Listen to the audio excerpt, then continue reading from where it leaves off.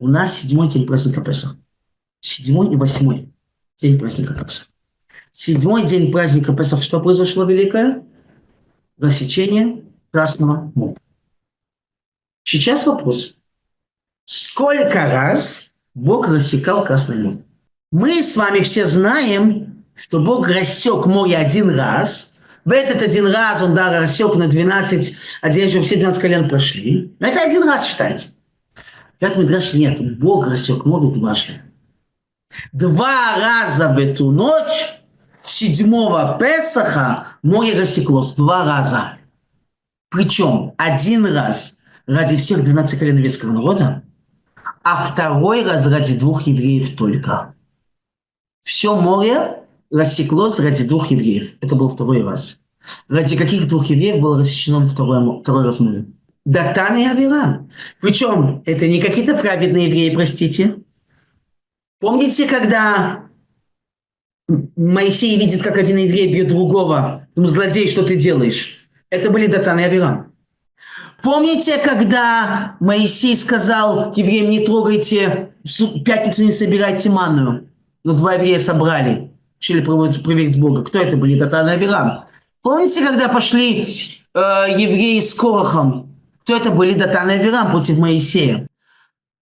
Все бунты почти в пустыне начинались с кого? С Датана и Авирама, которые, кстати, в конце концов закончили свою жизнь очень трагически. Они погибли, когда проглотила земля Короха, и в том числе не проглотила земля и Датана и Авирама. Это были бунтовщики, люди, которые провокаторы, которые всегда шли против Моисея, против Бога, и ради них Всевышний рассек море второй раз. Только ради них. Сделал VIP рассечение. Это объясняет великий раби Натан бен Узиэль, говорит следующую вещь. Когда фараон увидел, что еврейский народ убежал, он обратился к еврейскому народу. К какому еврейскому народу он обратился, если они уже все ушли? Он поговорил с Датаном и Авирамом, которые остались. А потом он видел, что Датан и Авирам дальше в пустыне вели всю работу против Моисея. Как они прошли? Объясняет Мидраш.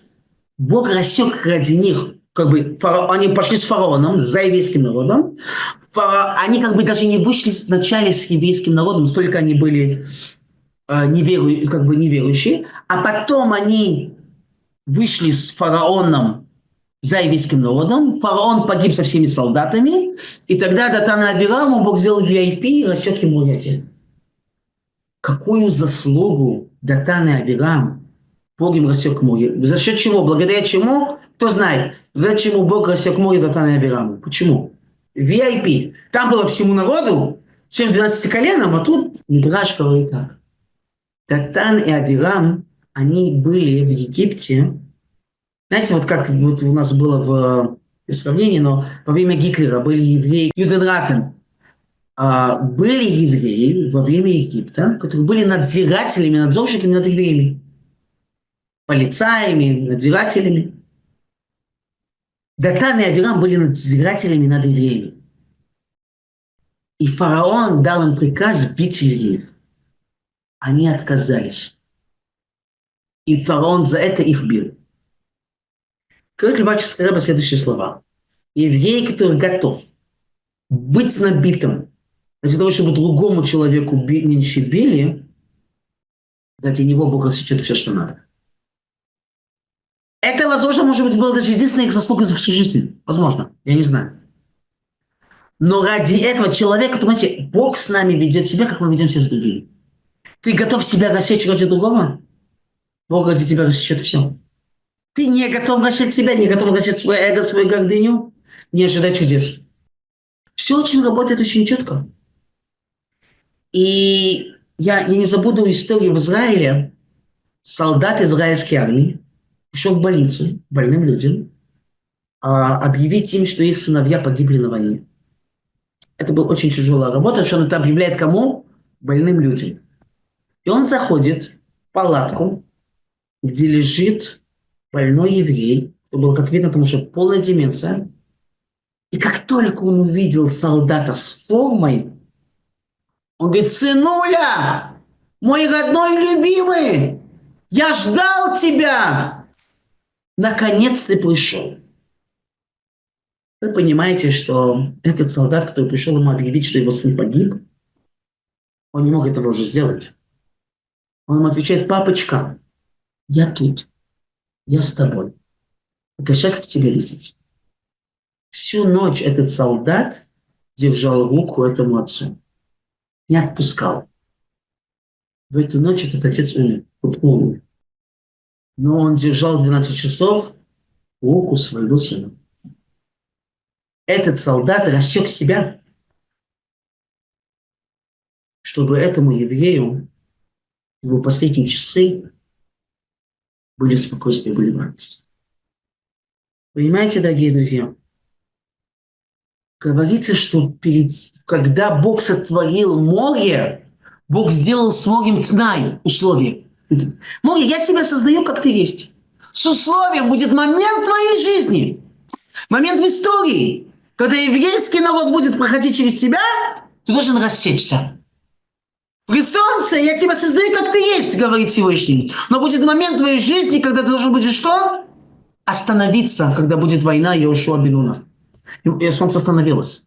И так там продолжает Мидраш, ведь с каждым из сотворенных миром Бог говорит: я тебя создаю с твоей природой, с твоими законами, но с одним условием. Будет момент, где ради чего-то большого, ради чего-то великого, должен будет поменять все твои правила, всю твою природу.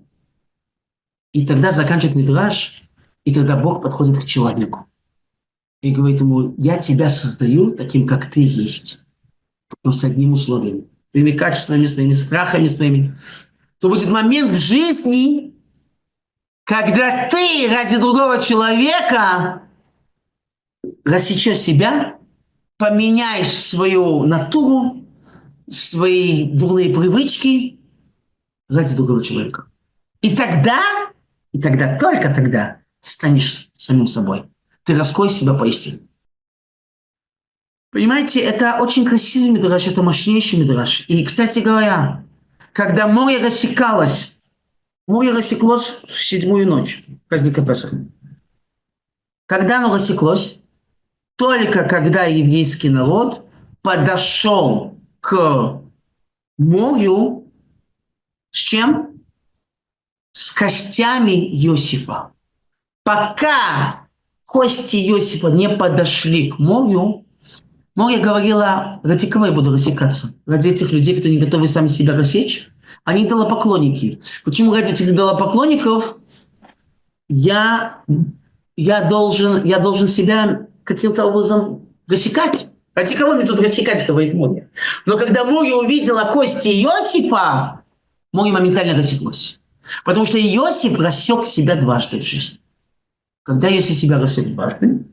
Один раз, когда жена Патифара старалась его соблазнить, и не просто соблазнить, она ему поставила уже... Он на нее стал с ней смотреть. Она меняла одежду каждое утро, день и вечер. Он смотрел постоянно вниз. Она поставила сюда гвоздь, который впился ему прямо в кожу, который приносил ему все, кровь текла. И она сказала: если ты, когда ее муж ушел, со мной не будешь, я тебя уничтожу. И он уже, говорится, почти же согласился с ней быть. Никого нету, только один. Она угрожает, что она его уничтожит. И в этот момент он увидел образ своего отца. Он увидел его небесный образ. Он вспомнил, что он часть этого образа, он часть этого народа. Если он сейчас согрешит, он себя отключает от всего. Он себе не позволил, он убежал. Это один раз. Второй раз, когда он себя рассек. Когда он простил своим братьям. Он: не вы меня подали, Бог меня послал. Он себя дважды в жизни полностью рассек. Любое море. Все рассечется перед ним. Понимаете? Из-за этого говорится: если ты хочешь в этой жизни получить от Бога больше, чем ты достоин, если ты хочешь, чтобы море рассеклось перед тобою, море – это трудности этой жизни. Есть способ, как потянуть 13 миль милосердия Бога. Как потянуть 13 миль милосердия Творца? Тем, что человек отвечает добром на зло. Когда ты добром на зло отвечаешь, ты рассекаешь себя ради другого, даже когда он этого не достоин, Бог рассечет ради тебя, когда ты не достоин. Так это работает. Очень четкий механизм. Поймите, помните Бруклинский мост? Все знаем, правильно? Все знаем Бруклинский мост. Большинство у нас тут вообще все из Нью-Йорка. Но Бруклинский мост, когда был построен, все говорили, навесной мост – это фантазия, это не может быть. И он, когда построил этот, они начали стройку, все говорили, что это халоймас, это невозможно, этого не будет. Он и его сын начали это строить. И в этот момент, когда они начали это строить, была страшная авария. Папа погиб, папа умер. И сын был настолько парализован, полный паралич, он мог только двигать свой палец один. И все, ничего другого. И все думали, что все, они жертвы своей же мечты, и никогда не будет Бруклинского моста. И этот сын одним пальцем сделал целый язык и коммуникацию с женой, и давал ей указания, как продолжать строительство Бруклинского моста, и с одним пальцем и с женой он построил весь Бруклинский мост. Что мы можем сделать с одним пальцем, мои дорогие друзья? А с 10 пальцами, с 2 руками и ногами, что мы можем изменить в этой жизни? Это время растить себя, и более того, что вам сказать? И сейчас я хочу сказать вам пару закулек, что надо делать в саму ночь 7-го. Эта ночь, это не просто рождение еврейского народа, исход евреев из Египта. Рассечение Красного моря – это наш кесаревое сечение. Когда глобальное, космическое, когда Всевышний рассек море, а море скрывает наши таланты. Море скрывает, что скрыто в нас. Время раскрыть свой потенциал в этой жизни – это ночь, когда может раскрыть себя и твои возможности полностью.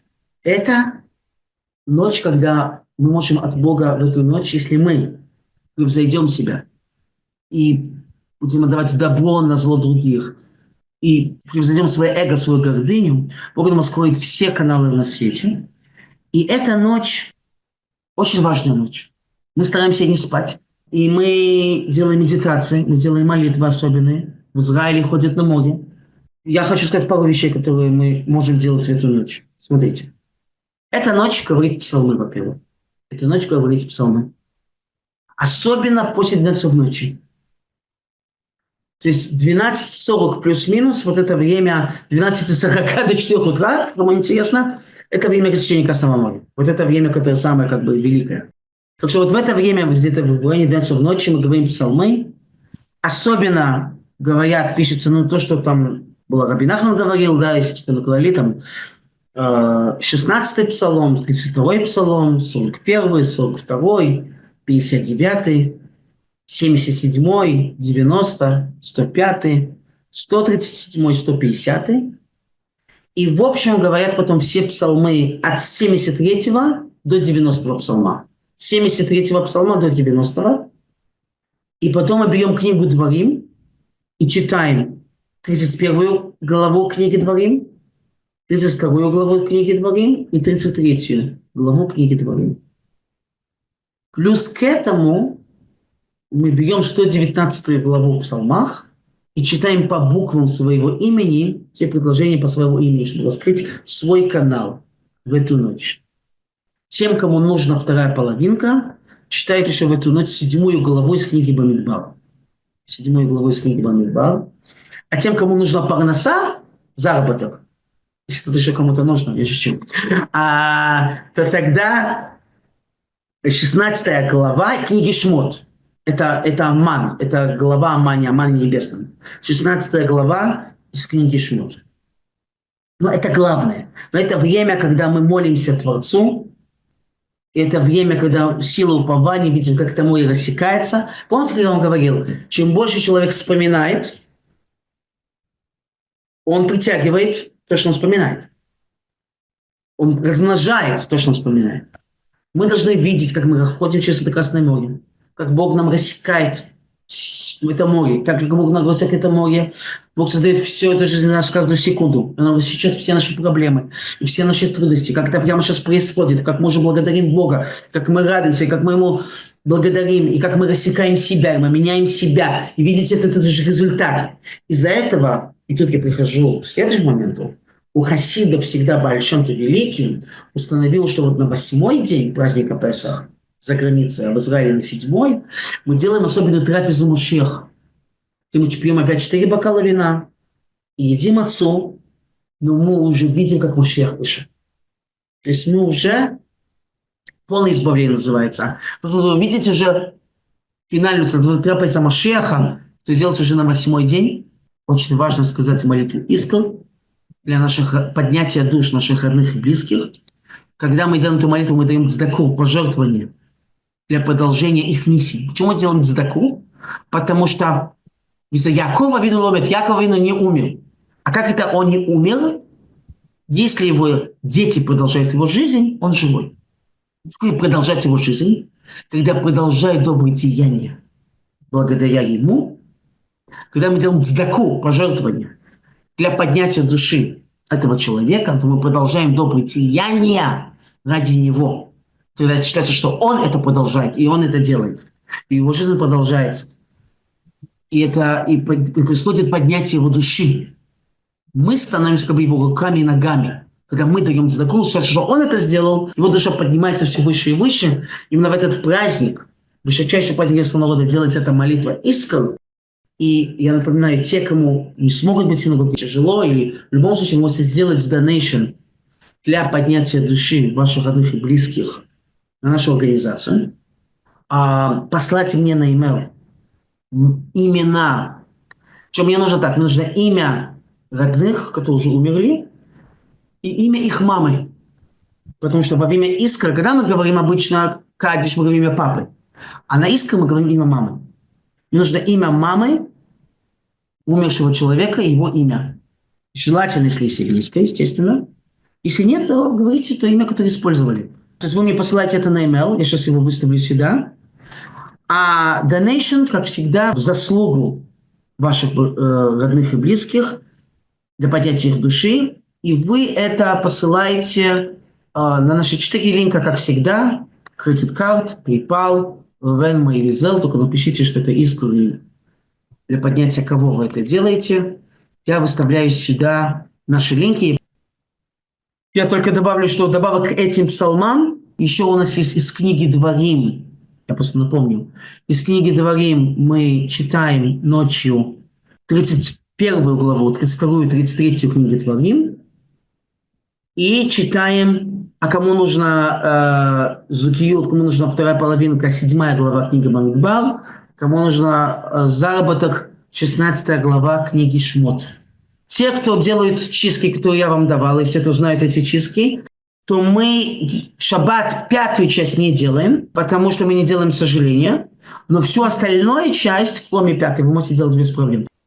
Я email выставил, вот мой email, и сюда, пожалуйста, на этот email пишите мне имена ваших родных и близких для молитвы Искр. И как помните, все работает в этой жизни по механизму. Если я делаю больше, чем я могу, если я рассекаю себя, Бог для меня рассечет все. Я хочу вам всем пожелать, Базарат Ашем, чтобы в этом месяце, в этом празднике, перед дверью 7-го дня Песах, Всевышний нам Базарат Ашем раскрыл. Я знаю, что все люди, которые с нами в нашей группе, все особенные, все святые, все рассекают себя постоянно, чтобы Бог, благодаря тому, что мы рассекаем себя, сделаем еще чуть-чуть больше. Но не для ближнего, для Всевышнего, Бог нам рассечет все моря, все преграды, все трудности и даст всем в здоровье, в отношениях, в заработке, во всем, в духовном росте, во всем, чем нужно, во всех отношениях. Базарат Ашем. Всех вас с праздником, Муадим ле Симха. Вы помните, пока Песах продолжается, исход идет. Так что Бог нас выводит из нашей гордыни, Бог нас выводит из нашей импульсивности. А когда мы выведем из себя Египет, раскроются все каналы на всех уровнях. Спасибо всем, всем хаг самеах и Муадим ле Симха.